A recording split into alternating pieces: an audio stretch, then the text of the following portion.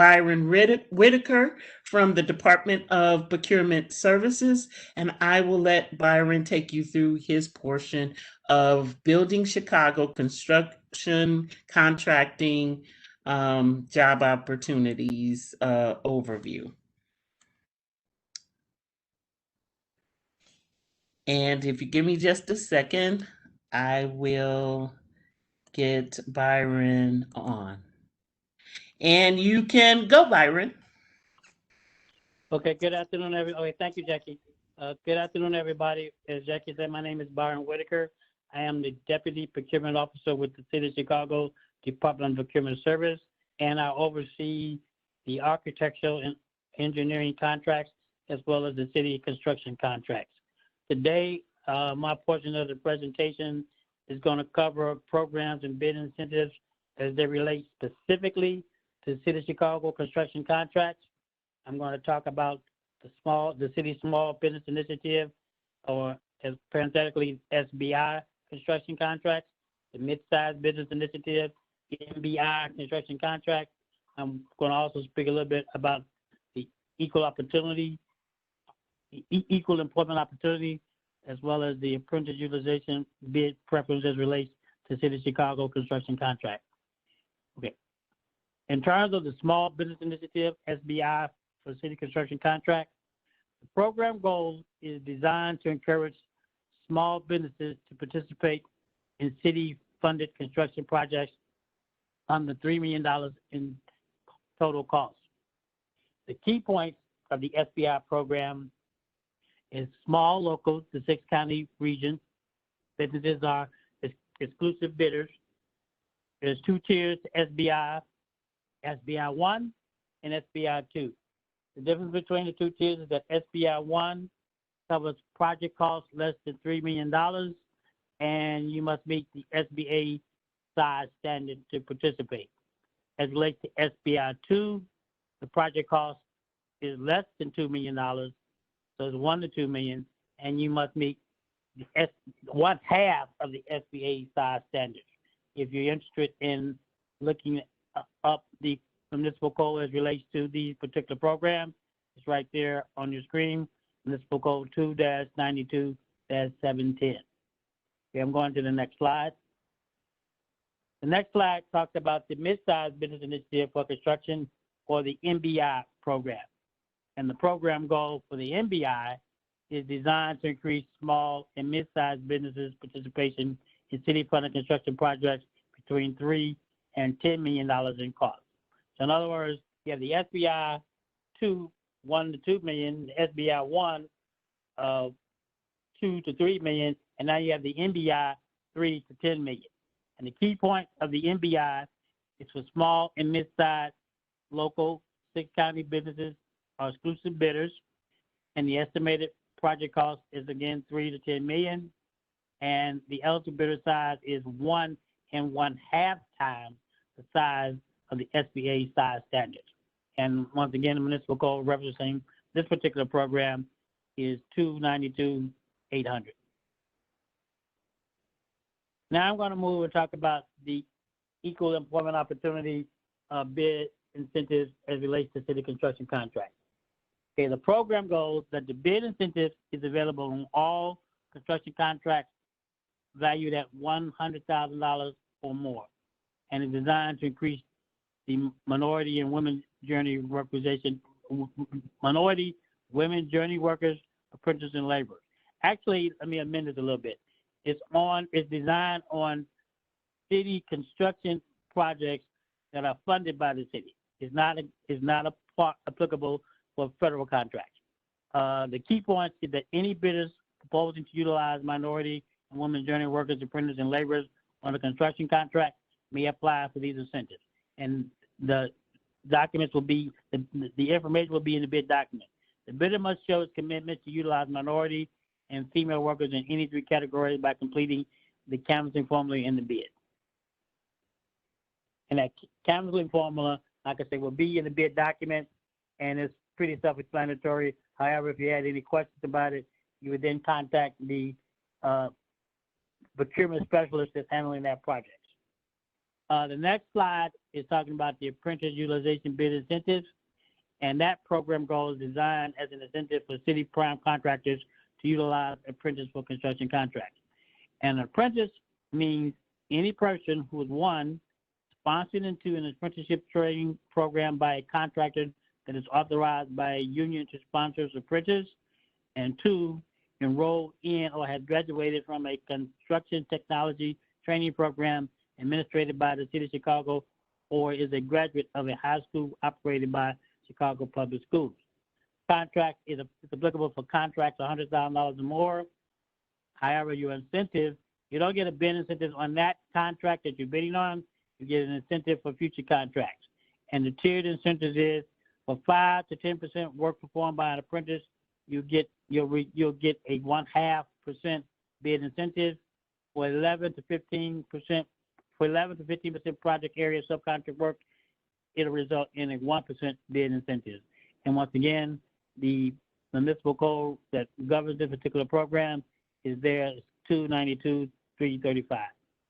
Okay, Jackie, that concludes my portion of today's presentation. I'll turn it back over to you so you can present the next presenter. Thank you so much, Byron. And I am now going to ask that our good friend Michael Judd from the Gordian Group, that he upload his slides at this time. And Michael, you have it.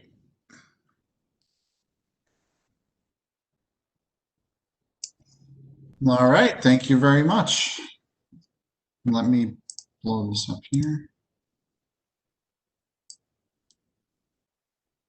All right, everyone. So as Jackie had mentioned, my name is Michael Judd.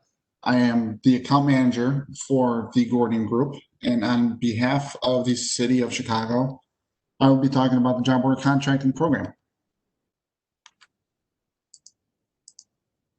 So what we'll be talking today about is pretty much the overview of what job order contracting is, the process in job order contracting, or a short acronym, JOC. We're going to be talking about bidding as a prime contractor and the benefits to JOC for not only prime contractors, but also for subcontractors. We'll also go over review and key points. And as Jackie alluded to earlier, we will have a Q&A session through the questions on WebEx. So as a brief overview of job order contracting, it was established in Chicago in the 1990s, but started in the 1980s for the federal government. And today there's over 2,000 JOCs used nationwide with close to $2 billion of work that is issued annually. So it's grown pretty substantially within a short 20, 30-year period. And a couple of awards that job order contracting has gotten in recent couple decades is the NIGP Award for Best to Miami. And in 2015, locally, Cook County received the NACO Award for their use of the job order contracting program. So what is JOC? JOC, as a definition at the top, is a firm fixed price, competitively bid, indefinite quantity delivery method designed to produce a large number of multi-traded repair and rehab projects, as well as minor new construction projects. So when we take a look at that as a whole definition, it's a lot to pack in.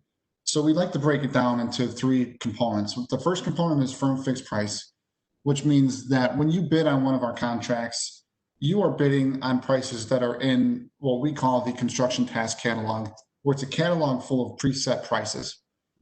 The next step would be competitive bid, which would be all the bidders that are bidding on the JOC contract would provide a set of adjustment factors based on the projects, or not projects, based on the tasks that are in the CTC, the construction task catalog. And then finally, an indefinite quantity.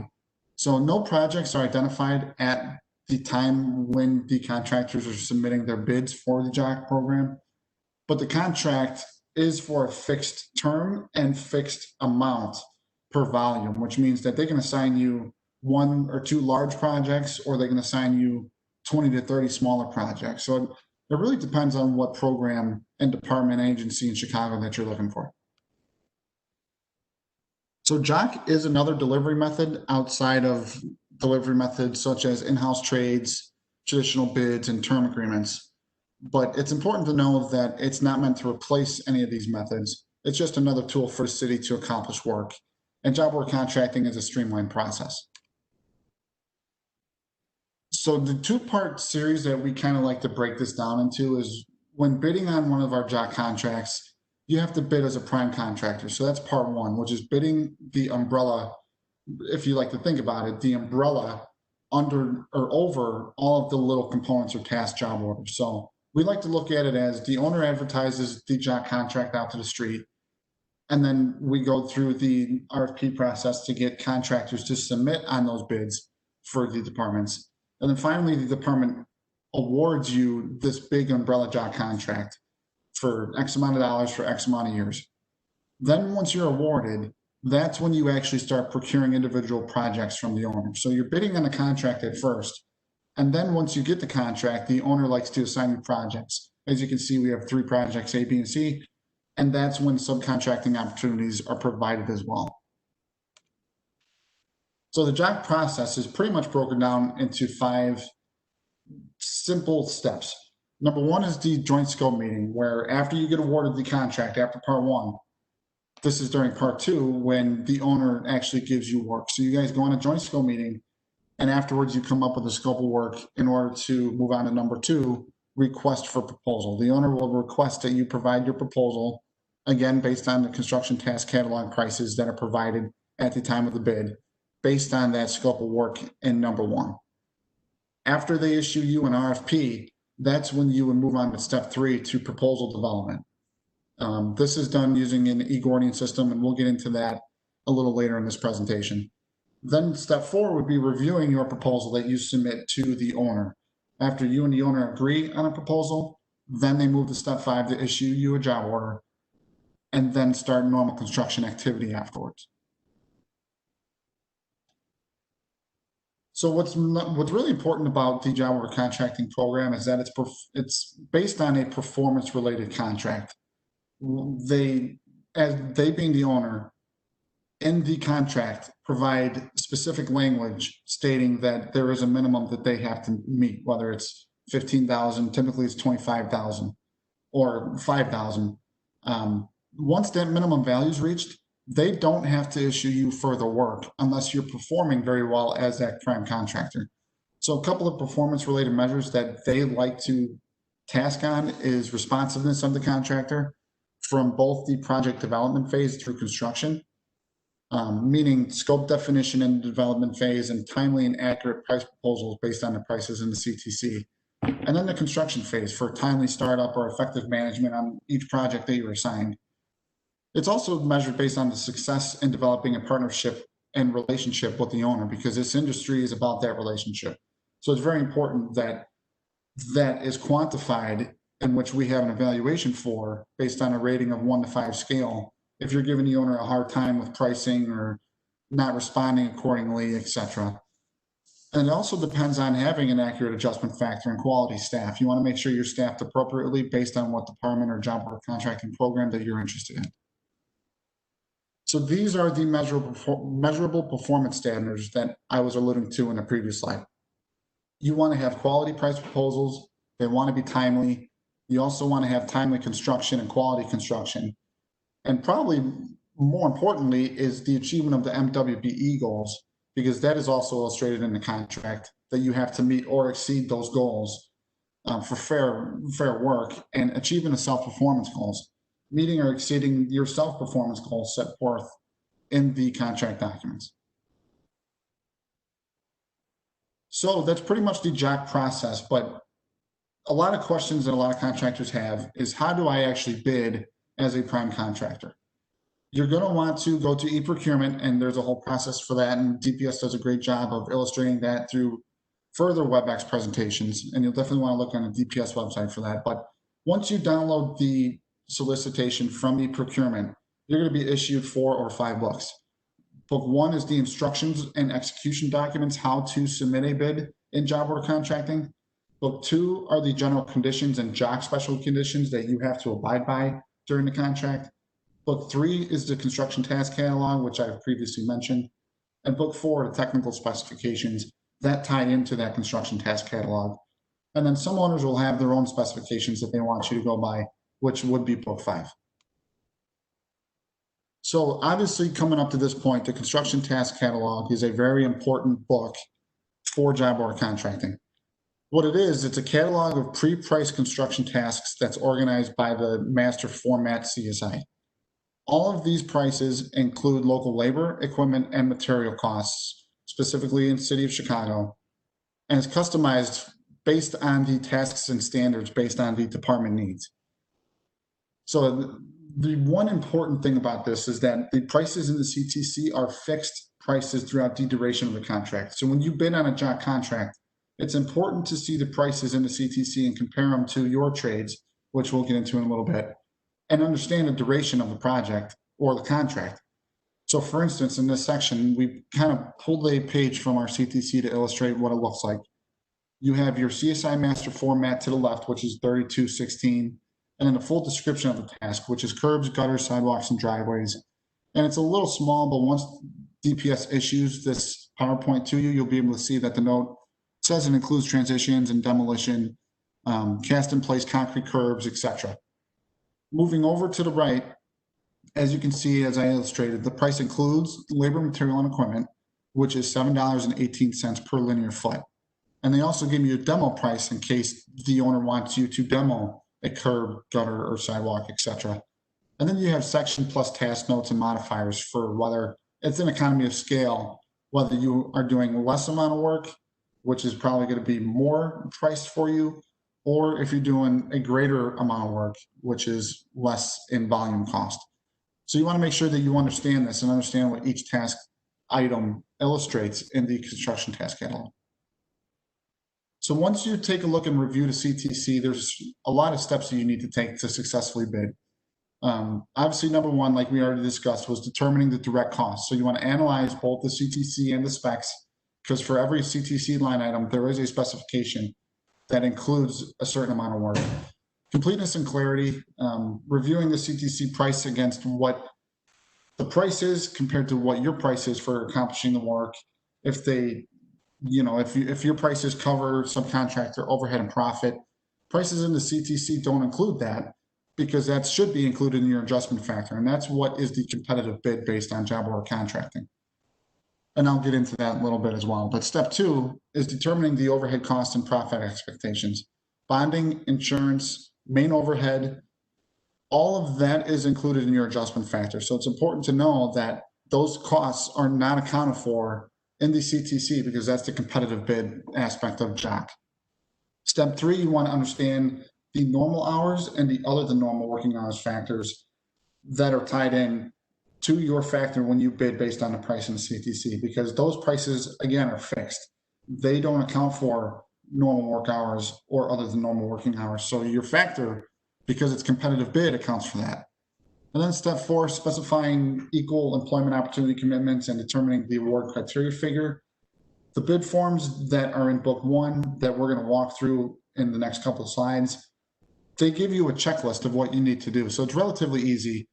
You just need to make sure that you are following the contract per point and make sure that you have everything required in that checklist and in the contract.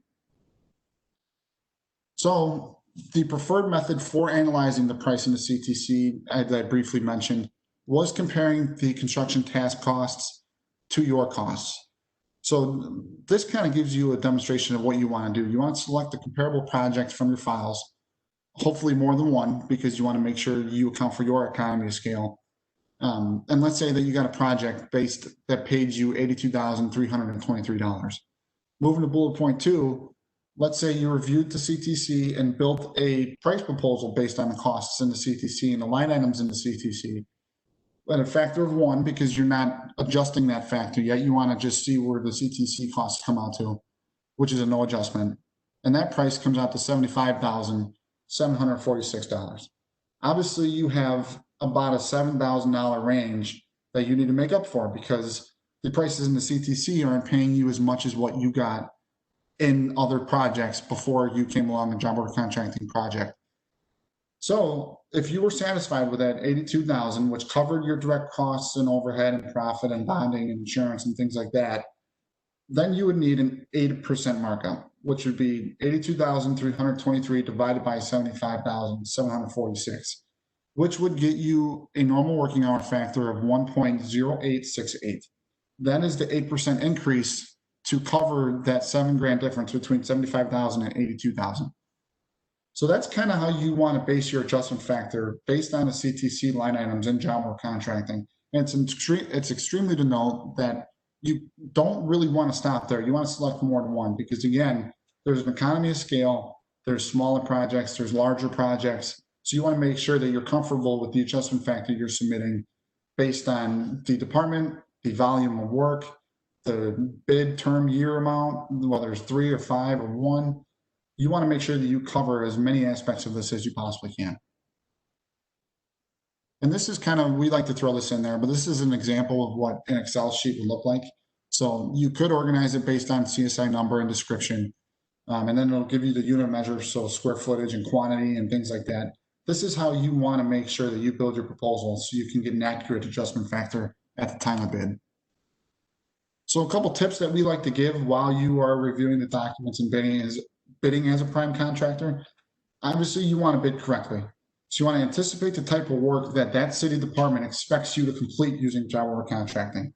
Obviously, Department of Water is a lot different than Department of Transportation or environmental services, aviation. You want to make sure that you kind of understand what the scope of work is going to be. And that's also in the contract. It doesn't give you specific projects that they'll be performing, but it gives you a general idea of what kind of projects that owner is going to be coming out with once you're awarded a contract. At the pre-bid meeting, it'll detail a couple slides of that information, but you'll find more information in the contract. And then again, I can't stress this enough that you want to analyze the prices in the CTC versus your cost to come up with the most accurate adjustment factor by running sample projects and determining your factor that you're going to be comfortable with that covers your direct costs, overhead, and profit. And then you want to staff correctly, as we mentioned earlier. So the bid factors and the quality of staff affect whether or not a contractor can meet the performance standards that we illustrated earlier in the presentation. So the benefits of job order contracting, specifically for a prime contractor, is that job can be pretty profitable. Profit is a function of volume. Like I stated earlier, job order contracting is a performance-related contract. So the owner does not have to assign you more work after they meet their minimum requirement with you. They can request to move on from you or not issue you any work. Also, JOC provides a steady flow of work if you are performing based on the performance standards of the contract. So you don't have to chase the next project. They'll assign you projects because departments need to get work done, and that's why they issue contracts in the first place. Another benefit is a long-term relationship with the city. So it's non-adversarial, and you develop that partnership with the city because, again, this business is based on relationships, and knowing how the owner works will only help you in the future as far as gaining more work and knowing about potential bid opportunities coming up. And then finally is professionally rewarding. So there's different types of projects that are varying in scope. Even though aviation is different from water, water may have multiple projects that are different in scope, whether it's, a tank job or concrete job. So it's different types of work that will give you that motivation to keep getting that work done. And it gives you the ability to provide input during the scope development. So you want to make sure that you develop the scope of work along with the owner so it's an easy relationship.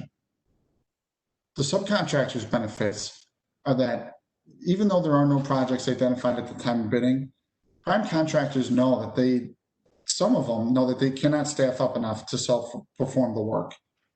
So that drives increased subcontracting opportunities because they have to get the work done per the contract, and they need to utilize the subcontracting community based on the M&WBE requirements.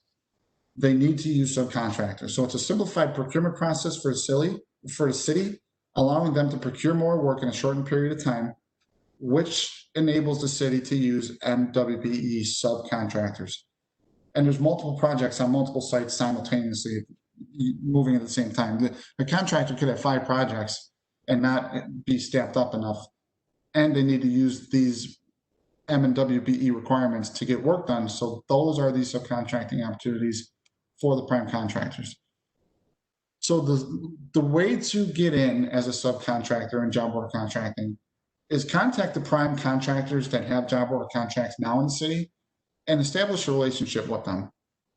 So when you actually reach out and contact a prime contractor, there's a variety of methods that they may ask you to provide a quote on. So the first one is providing a lump sum quote, and that's typical.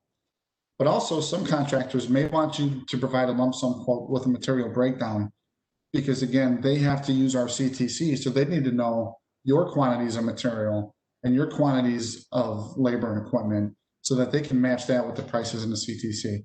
Or they can take it one step further and make you provide a lump sum quote with the material breakdown and CSI numbers from the CTC. They may even give you the CTC so you can build it out yourself. But it is important to note that you are not bound to the prices of the CTC, and you're not bound to that contract unless you are contractually bound to the prime contractor on that job, meaning that you do not have to provide a material breakdown and CSI numbers from the CTC to the prime if you don't want to. But you also have to understand that if there's another contractor that does provide that information, they can go with that contractor. So even though you're not bound to the prices, it's still good to know. It's still good to download that CTC at the time of bid and take a look at what projects or the scope of work that could be done on that contract, understand the CTC, and it'll only help you with your subcontracting opportunity. So as I already mentioned, as contracts are advertised, since it is from e-procurement, you as a subcontractor can easily download the contract documents from e-procurement just to save for your file, so you know what the contract is, what the CTC is, and what the specifications are, and you have a copy of that. So you definitely want to make sure that you do that. And then again, it's a performance-based contract. That is a key point in this presentation. It's performance-based. So as you perform well and better on each job, they're going to keep assigning you work. So you want to get involved. You want to analyze the job programs that are in Chicago. We're going to give you a list of Chicago departments that have job order contracting contracts out right now or are going out to the street. And then you want to identify those programs whose scope of work relates to yours. And for prime contractors, you want to analyze the prices in the CTC and develop that accurate adjustment factor when it's time to bid. And for subcontractors, you want to reach out to these prime contractors and establish a relationship so you can get more work in those opportunities.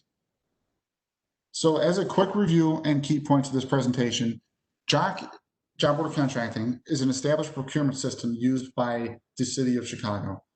We use this 5-step process that enables owners to issue work in a streamlined effect. The target is 35 to 45 days. And it has a benefit to all parties. It has a benefit to the owner because they get work done, the prime contractor because they can get multiple jobs and work at the same time, and subcontractors because these primes are going to be looking to gain that M&WBE participation and need that subcontracting help. As a, again, as a key point, it is a performance-based contracting system that will determine the amount of work that you get. And for subs, you want to be aware of the methods that the primes may want you to submit a bid on, depending on what kind of job it is and how you have to perform at a high level. So this is right now a list of the City of Chicago departments with the JOC program. You have AIS and EHS, CDA. So as you can see, there's numerous amounts of scopes of work in here. You want to make sure that you review, make sure you know who is the prime on these job order contracting departments in the city, and make sure that it aligns with your scope of work. And then I'm not going to touch on this too much, but there are Chicagoland area JOC programs as well, like CHA, CPS, etc. We're just identifying these today. This is strictly a City of Chicago department presentation only, but this is for your use for the future. And there are other procedures at other agencies, and there's different websites. So this is just to help you out. So as I alluded to with the DPS alerts, to find out more information about current advertisements, which does apply to every single city account, city department account, I should say, you want to sign up for DPS alerts, especially in today's day and age where we are a lot more remote. This presentation used to be done in person. Now this is the first one that it's remote. So you need to transition to the electronic world and sign up for DPS alerts. You want to check the website. and you want to go to that link below, and you're going to get this presentation again. So you will have this and you can click on it. And then under the proposal info, you want to click on the link that says current bids and requests for proposal. And that actually gives you opportunities, not only in JOC, but every opportunity that the city's providing at that moment. But for the people that are still paper and still wants paper, which there's nothing against, they still issue that kind of thing in the newspaper as well, in the Chicago sometimes, and you can keep looking for that as well. So the key contacts, Byron, who spoke about the SBI initiative, he's the Department Procurement Officer, and that's his contact information. Freeman Banks, that's the Senior Account Manager, that's my boss, and that's his contact information. And my name again is Michael Judd, and I'm the Account Manager that's specifically assigned to the City of Chicago, and my contact information is there. You can call me or shoot me an email at any time. And that would conclude job work contracting in my presentation, Jackie. So I will. Thanks a lot, Michael. Thanks for you can leave that slide up. Okay. You can leave it up just so that they have a few minutes to get, while we ask the questions, just so that they get a chance to write down any information they want. Generally what comes is, where can we find a copy of this presentation? And a copy of this presentation, as I alluded to in the beginning, can be found in YouTube under youtube.com / Chicago DPS. And then once you get to the Chicago DPS page, you can just put in the title of this workshop, and then you'll see this presentation. But give us a chance to post it, and we shall be posting it sometime today so that you have a copy of it. Second of all, if you're looking for the PowerPoints for all of this, as I explained before when I talked about the DPS alerts and the consolidated buying guide, you can find all of that information on our website. And for now, if there are any additional questions that you may have, Byron and Michael did such a great job. We didn't have any in the queue waiting for you, Michael. So if anyone has a question, feel free to go ahead and type it in. And to get to the questions again, if you hover at the bottom of your screen, somewhere at the bottom of your screen, there should be some bubbles that come up. There's 3 dots that are the ellipse. And you will click on that, and once you click on that, you shall see Q&A. Click on Q&A, and then there's a box there. You can type in your question, press the enter key, and we'll all get a chance to see what the question is. So if there are no further questions, I thank Byron Whitaker from DPS, and I also thank Michael Judd from the Gordian Group for putting on this great presentation, giving us all that great information for today. And I say thank you to all of the participants that decided to share a little time with us this afternoon to learn more about this program and the programs and incentives and the various processes we have going on at DPS. And if there are no, and I'm trying to wait to see if there are any further questions. If there are no further questions, I will say have a great the rest of your afternoon. Be safe. Wash your hands, social distance, wear your mask, so that eventually when it is time, we will be able to see everyone back in City Hall again. Michael, thank you. It doesn't seem like anyone has any additional questions. So bravo to you and Byron for giving a great presentation. All right, absolutely. Take care, and you have a great day as well. Thank you. Good luck, guys. All righty.